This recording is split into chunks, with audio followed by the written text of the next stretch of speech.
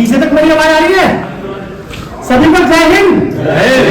Respected मंच और मेरे प्यारे साथियों, मेरा नाम धर्मेंद्र कुमार है। अखिल भारतीय पूर्व सैनिक सेवा परिषद के अंदर तहसील बुलंदशहर का मीडिया प्रभारी की भूमिका निभा रहा हूँ। तो मेरी जो ड्यूटीज है जो आप लोगों को बताना जरूरी समझता हूँ मैं। अभी तक बुलंदशहर में कैंटीन नहीं थी, तो सभी के प्रयासों से कैंटीन खुल चुकी है, ये ज्यादातर लोगों को पता है। लेकिन अभी समस्या ये आ रही थी कि कैंटीन तो खुली थी, लेकिन इलेक्ट्रॉनिक आइटम्स के लिए या गाड़ी अगर हमें खरीदनी है या बाइक खरीदनी है तो उसके लिए हमें मेरठ जाना पड़ रहा था, दिल्ली जाना पड़ रहा था या बाबूगढ़ शामली के चक्कर काटने पड़ रहे थे। तो इसमें से एक प्रॉब्लम का सॉल्यूशन और हो चुका है। कैंटीन खुल चुकी है, ग्रोसरी पर का काम हो गया। दूसरा काम, अगर आपको इलेक्ट्रॉनिक आइटम चाहिए तो उसका भी डीलर बुलंदशहर में खुल चुका है, जो कि अर्पित इलेक्ट्रॉनिक्स के नाम से है, राणा हॉस्पिटल के सामने। ठीक है, अब रही बात बाइक और ये गाड़ी की, तो जब ये दो चीजें हो गई हैं तो ये दो चीजें भी समय के साथ साथ हो जाएंगी। अगली जानकारी को मैं देना चाह रहा हूँ, उसको ध्यान से सुनना। आजकल फेसबुक के ऊपर बहुत तगड़ा स्कैम चल रहा है कि आपके पास किसी की भी कॉल आती है, वीडियो कॉल जब भी आएगी तो आपने अपने कैमरे के ऊपर हाथ रख लेना है। जो अनजान व्यक्ति है, आप नहीं जानते किसकी कॉल है, आपने अपने कैमरे पे हाथ रख लेना है, फिर उससे बात करो। स्कैम क्या चल रहा है, आपके पास वीडियो कॉल आई अनजान नंबर से, आपने जैसी कॉल उठाई तो वो क्या करता है, सामने वाला स्क्रीन रिकॉर्डिंग स्टार्ट कर देता है। और स्क्रीन रिकॉर्डिंग में थोड़ी देर बाद क्या होगा कि वहां से वो अश्लील वीडियो चला देंगे और इस तरीके से वो दिखाया जाएगा कि जैसे आप बैठ के अश्लील वीडियो देख रहे हैं, और थोड़ी देर बाद वही वीडियो आपके पास वापस भेज दी जाएगी फेसबुक के माध्यम से, और फिर आपसे पैसे की डिमांड की जाएगी। अब बात करते हैं यूट्यूब की। यूट्यूब वो ताकत है कि आज अगर हमने यहाँ पर मीटिंग की यूट्यूब के माध्यम से, और इससे पता क्या लगता है, इससे पता लगता है हमारे संगठन की मजबूती, कि ये संगठन कितना मजबूत है। संगठन की एकता का पता लगता है, संगठन की शक्ति का पता लगता है। मेरी बात सभी के समझ में आ गई? ठीक है, जय हिंद, जय भारत। तो चलते हैं जिन रास्तों पे, उन रास्तों की खबर रखते हैं। डग से पग डगमगा ना जाए, इसलिए हर डगर की खबर रखते हैं। लोगों का प्यार पाते हैं इसलिए कि उनके जख्मों पर मरहम रखते हैं। अरे ये दुनिया कभी की मार डालती, हमको जिंदा है तो इसलिए कि आज हम जीने का हुनर रखते हैं। जय हिंद। डीएम साहब की मीटिंग, तो मैं बता देना चाहता हूं कि हमारे डीएम साहब की मीटिंग हर महीने की 20 तारीख के बाद होती है, और खाली पूर्व सैनिकों के साथ मीटिंग होती है, उसमें सिविलियन नहीं होते हैं।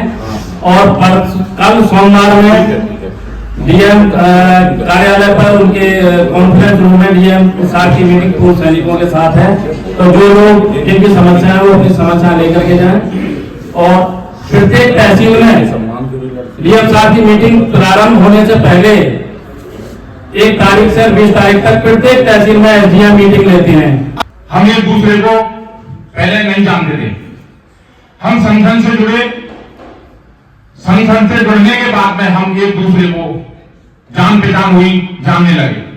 खुर्जा में एक जमीनी विवाद था, हमारे पूर्व सैनिक हमारे संगठन से जुड़े हुए थे, वो बहुत परेशान फोन करके मेरी जमीन कब्जा ली विधायक ने। फिर मैंने खुर्जा तहसील के तहसील अध्यक्ष को फोन करा, उन्होंने 60-70 आदमी इकट्ठे होकर खुर्जा तहसील के एसडीएम से मिले। उन्होंने सारी कहानी बताई कि ये इसके साथ हुआ है।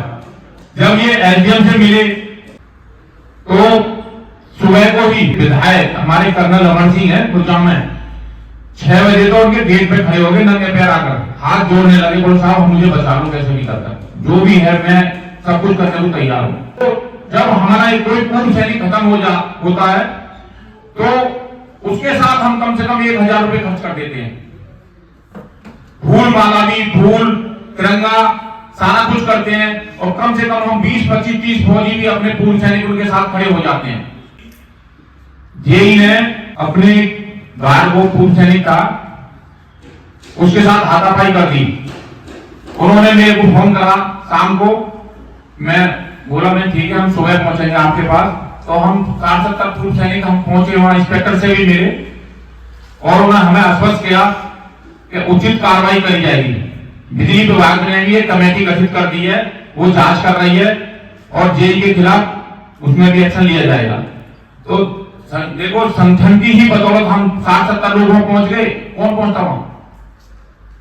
बहुत से पूर्व सैनिकों के साथ बहुत सी घटना हो रही है, पता ही नहीं लगती। जब पता लगती है तो वहां तुरंत एक्टिव हो जाती हैं, सारी समस्याएं हल हो जाती हैं। शिकारपुर में था एक हमारे पूर्व सैनिक थे, उनको किसी गांव के आपसी रंजिश थी, उनको खत्म कर दिया।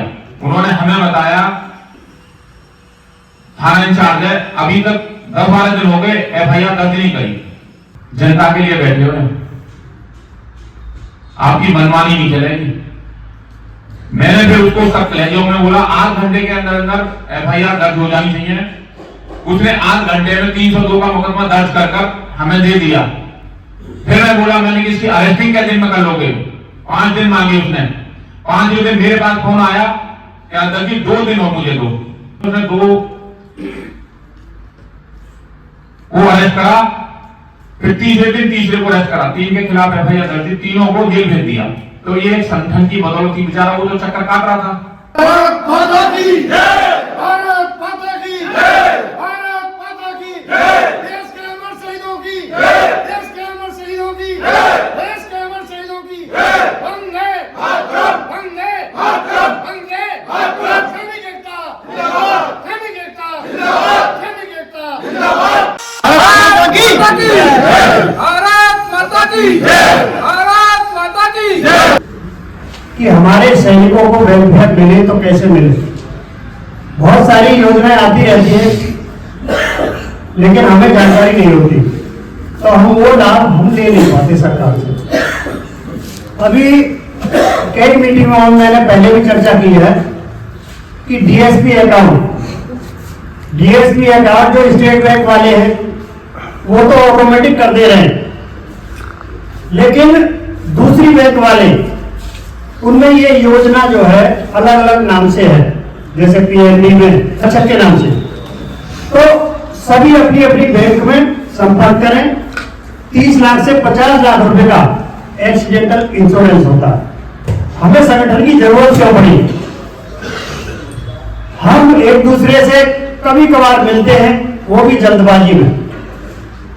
आज जिले से इस संगठन को चलते हुए तो 1995 से हो गए, लेकिन आज संगठन ने जो तेजी पकड़ी है, पहले जिला लेवल, फिर तहसील, उसके बाद में ब्लॉक, और ब्लॉक से हम ग्राम सभा तक पहुंच गए हैं। एक दिया उनके नाम का भी, एक दिया उनके नाम का भी रख लेना अपनी पूजा की थाली में, सांसें जिनकी थम गई भारत माँ की रखवाली में। संगठन ही हमारी ताकत है। संगठन में हम जुड़े रहेंगे तो हमारी समस्याएं जो भी होगी वो समस्या जो पूरी होती चली जाएंगी। पहले हम बहुत स्ट्रगल करते थे, किसी को कोई झगड़ा हो गया, गांव में कुछ हो गया या पड़ोस में हो गया या कोई समस्या हो गई, वो अकेले हम स्ट्रगल करते रहते थे। पुलिस में कोई जाता था अकेला, कोई सुनवाई नहीं होती थी। आज ये है कि कहीं भी कोई प्रॉब्लम होगी तो 5, 6, 8, 10 लोग चले जाते हैं और समस्या का समाधान जो तुरंत ही होने लग जाता है। तो ये संगठन से जब से मैं जुड़ा हूँ काफ़ी अच्छी चीज़ें देखने को मिल रही हैं। Thank you very much. हजारों फूल कम है एक दुल्हन को सजाने के लिए, एक फूल काफी है एक शहीद की अर्थी को सजाने के लिए। हजारों खुशियां कम है, हजारों खुशियां कम है एक गम को बुलाने के लिए, और एक गम काफी है जिंदगी को बुलाने के लिए। गम मत पालना, कमरे में बैठ कर 2 पेट पी के गम वही मत पालना, गम बढ़ जाएगा। गम को बांटना, अगर गम को बांटना है तो सामने आके बैठना पड़ेगा, हाथ मिलाना पड़ेगा, चेहरे पर मुस्कुराहट लानी पड़ेगी, झुर्रियों को खत्म करना पड़ेगा और आपस में बातचीत करनी पड़ेगी। कुछ बातें ऐसी है जो हमसे नहीं कर। बहुत सवाल आए थे यार, फ्री में खाते, किसी भी फौजी को तनख्वाह फौजी के लिए नहीं मिलती। अगर तनख्वाह मिलती है तो देश के नागरिक के लिए मिलती है, उस फौजी का परिवार उस देश का नागरिक है। फौजी को सिर्फ ड्यूटी कराने और काम कराने के लिए, सीमा रखाने के लिए खाना दिया जाता है जिसका उसका शरीर स्वस्थ है। अगर शरीर स्वस्थ नहीं रहेगा तो ड्यूटी नहीं कर पाएगा, बाकी पैसा उसका नहीं है। 2 महीने की छुट्टी फौजी को नहीं मिलती, फौजी के परिवार को मिलती। पूर्व सैनिकों का समस्या को समाधान तो हम मिलजुल कर लेते हैं, लेकिन इसके साथ साथ दूसरी चीजें उस पर भी हमें ध्यान देना होगा कि हम जो हैं हर एक में से कोई भी एक ऐसा नहीं है कि जो कोई एक विशेष योग्यता ना रखता। मोहब्बत में मेरे दिल का तड़पना देखने वालों, तमाशा खुद ही ने बन जाना तमाशा देखने वालों। हजारों हजरत लेकर दिया था इस दुनिया में, हजारों खुशियां लेकर दिया था इस दुनिया में, जरा कंधा लगा देना जनाजा देखने वालों। कैप्टन हुकुम सिंह हाथ जोड़ के नमस्कार करता हूँ।